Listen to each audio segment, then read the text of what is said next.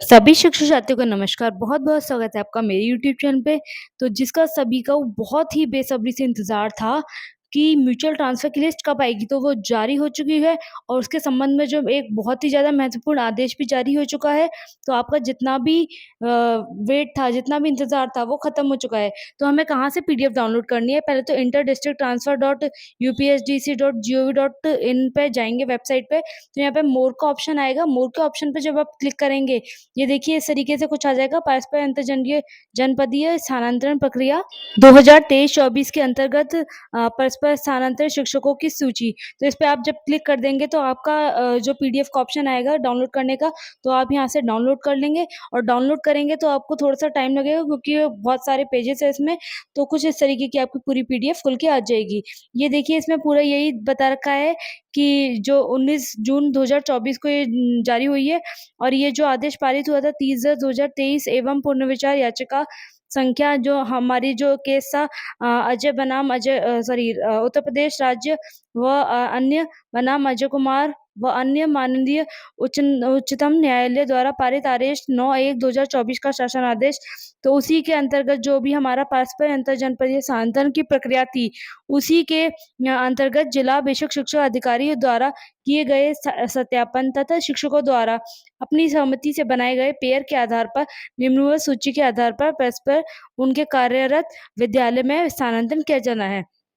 तो सबसे मैं बता दूँ इसमें लिस्ट में सबसे पहले तो जिस एप्लीकेंट का नाम है जिसने फ़िल करा है तो पहले एप्लीकेंट का नाम आएगा, उसका जहाँ से वो उसका रूरल है, अर्बन है वो आएगा, उसका ब्लॉक आएगा फिर उसके बाद जो फर्स्ट एप्लीकेंट है उसका स्कूल आएगा, फर्स्ट एप्लीकेंट की एमएसआईडी आएगी, फिर फर्स्ट एप्लीकेंट का एप्लीकेशन नंबर, उसका नाम और फर्स्ट एप्लीकेंट का कैडर कि वो मतलब असिस्टेंट टीचर है या हेड टीचर है, प्राइमरी में, जूनियर में, वो सब आएगा। फिर फर्स्ट एप्लीकेंट का डेज़िग्नेशन भी आएगा, फिर को-एप्लीकेंट जिसके साथ आपको म्यूचुअल मिला है, उनका डिस्ट्रिक्ट आएगा, फिर उनका ब्लॉक आएगा, उनका स्कूल आएगा, एमएसआईडी आएगी, उनका एप्लीकेंट नंबर आएगा, एप्लीकेंट का नेम आएगा, कैडर आएगा एंड डेज़िग्नेशन आएगा।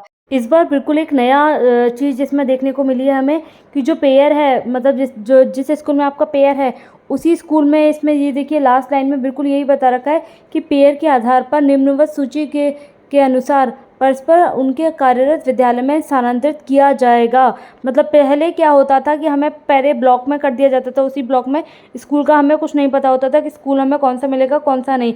लेकिन इस बार ये पूरा क्लियर कर दिया है कि जिस विद्यालय में आपके को एप्लीकेंट हैं, आपको उसी विद्यालय में आपकी पोस्टिंग मिलेगी। तो ये इसमें कोई डाउटफुल स्थिति नहीं है और मतलब कुछ भी नहीं है कि हमें कहाँ मिलेगा कहाँ नहीं मिलेगा।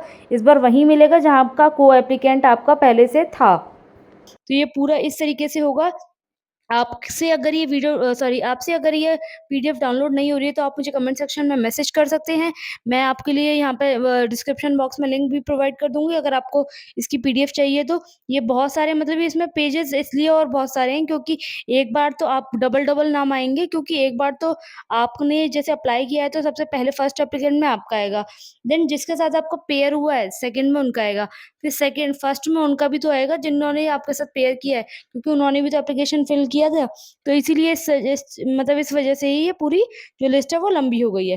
इसके बाद देखिए 19/6/2024 का आदेश भी पारित हो गया है कि पारस्परिक अंतर जनपदीय स्थानांतरण प्रक्रिया 2023-24 के फलस्वरूप कार्यमुक्त एवं कार्यभार ग्रहण कराए जाने के संबंध में मतलब कार्यभार ग्रहण कराए जाने के संबंध में साथ ही कार्यमुक्त कराए जाने के संबंध में ये पूरा आदेश जारी हुआ है।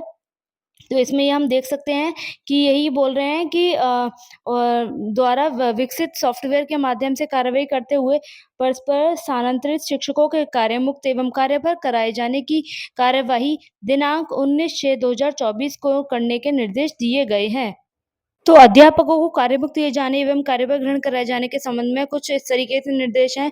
पॉइंट नंबर 1 है पारस्परिक अंतर जनपदीय स्थानांतरण प्रक्रिया के अंतर्गत स्थानांतरित शिक्षकों की सूची इस हेतु मतलब जो हमारे अभी मैंने पहले बताई थी कि inter district transfer dot UPSDC dot GOV dot in पर आ चुकी है, प्रदर्शित हो चुकी है, तो वहाँ से आप डाउनलोड कर सकते हैं। सेकंड पॉइंट में बता रखा है पारस्परिक अंतर जनपदीय स्थानांतरण प्रक्रिया में शिक्षक एवं शिक्षिका को कार्यमुक्त स्लैश कार्यभार ग्रहण कराने की कार्रवाई शासन आदेश 26/2023 एवं परिषद द्वारा दिए गए निर्देश में क्रम में दिनांक 22/6/2024 तक किया जाएगा। हाँ जी, तो कार्यमुक्त या कार्यभार ग्रहण कराए जाने का जो प्रक्रिया होगी वो 22/6/2024 तक कराया जाना है पूरा। ये डेट दे दी गई है इसमें। थर्ड पॉइंट में है कि पारस्परिक अंतरजनपदीय स्थानांतरण प्रक्रिया के अंतर्गत स्थानांतरित शिक्षकों को उनके कार्यरत विद्यालय में परस्पर कार्यमुक्त स्लैश कार्यभार ग्रहण कराया जाएगा। फोर्थ में है पारस्परिक अंतरजनपदीय स्थानांतरण प्रक्रिया में एक जनपद में कार्यरत शिक्षक द्वारा दूसरे जनपद के कार्यरत शिक्षक में से आपसी सहमति के आधार पर स्थानांतरण का लाभ लिया गया है। ऐसी स्थिति में जिला बेसिक शिक्षा अधिकारी द्वारा दोनों परस्पर स्थानांतरित शिक्षकों को अनिवार्य रूप से एक साथ कार्यमुक्त एवं कार्यभार ग्रहण इसकी पुष्टि करते हुए कि दोनों अध्यापक अपने कार्यरत जनपद से कार्यमुक्त हो रहे हैं, अभिलेखों के परीक्षणोपरांत कराया जाएगा। मतलब एक ही साथ होगा, ये नहीं एक का पहले हो जाए और एक का बाद में कार्य मतलब उनका पूरा जो कार्य मुक्त किया गया है वो बाद में हो। फिफ्थ पॉइंट में बता रखा है पारस्परिक अंतर जनपदीय स्थानांतरण ग्रामीण क्षेत्र से ग्रामीण क्षेत्र और नगर क्षेत्र से नगर क्षेत्र में किए गए हैं। मतलब ये तो हमें पहले से ही पता था कि अगर आपका स्कूल ग्रामीण में है तो आपको जो दूसरा स्कूल मिलेगा वो भी ग्रामीण में ही मिलेगा, और अगर आपका नगर क्षेत्र में है तो आपको जो दूसरा स्कूल मिलेगा ट्रांसफर के बाद वो भी आपको नगर क्षेत्र में ही मिलेगा। अगले पॉइंट में बता रखा है कि उत्तर प्रदेश बेसिक शिक्षा अध्यापक सेवा नियमावली जो उसके मतलब पूरा जो बता रखा था हमें कि जनपद में कार्यभार ग्रहण करने के उपरांत किसी अध्यापक को जिसे नियम 21 के उपबंधों के अनुसार एक स्थानीय क्षेत्र में से दूसरे स्थानीय क्षेत्र में स्थानांतरण कर दिया जाए तो ज्येष्ठता में उनका नाम स्थानांतरण का आदेश जारी किए गए दिनांक को उस स्थानीय क्षेत्र में जिससे उसका स्थानांतरण किया गया है संबंधित तथ्य स्थानीय वर्ग या श्रेणी के अध्यापक की सूची में सबसे नीचे रखा जाएगा।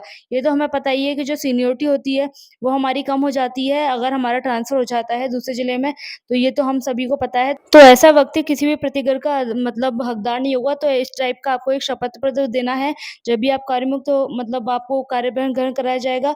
7वें पॉइंट में बता रखा है कि यदि स्थानांतरित जनपद में उस बैच के अध्यापक की पदोन्नति की कार्रवाई नहीं की गई है, तो ऐसे शिक्षकों को कदापि कार्यमुक्त नहीं किया जाए।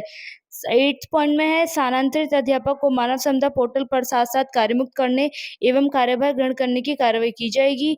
9th में है कि पारस्परिक अंतरजनपदीय स्थानांतरण प्रक्रिया के अंतर्गत स्थानांतरित शिक्षकों को कार्यमुक्त एवं कार्यभार कराने की समस्त कार्रवाई निर्धारित प्रक्रिया अनुसार पूर्व पारदर्शी रूप से सुनिश्चित की जाएगी। किसी भी स्तर पर लापरवाही पाए जाने पर संबंधित जिला बेसिक शिक्षा अधिकारी पूर्णतः उत्तरदायी होंगे।